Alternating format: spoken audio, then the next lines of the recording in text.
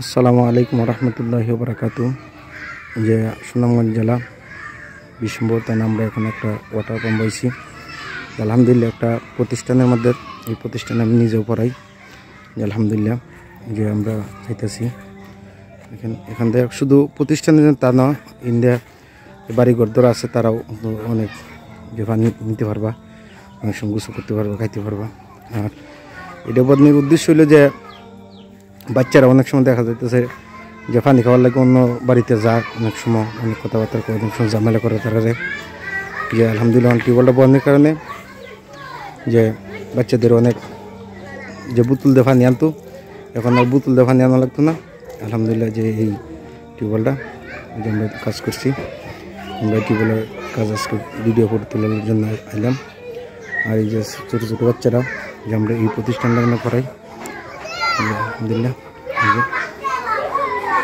ছোটো ছোটো বাচ্চারা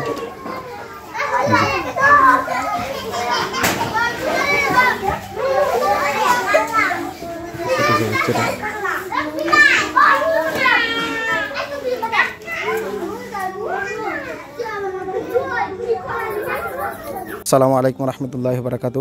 যে আপনারা যে টিউবওয়েলটা দিয়েছেন, যে আসলে আপনার যে কতটুকু প্রয়োজন, যে তারা পার্শ্ববর্তী এলাকা, পার্শ্ববর্তী বাড়ি, তারা দেখছেন যে ছাত্র কতটুকু কষ্ট করছে, তার সাথে আমি মাতমু যে আমরা টিউবওয়েলটা কতটুকু উপকার হয়েছে আপনারা শুনতে পারবেন। আসসালামু আলাইকুম।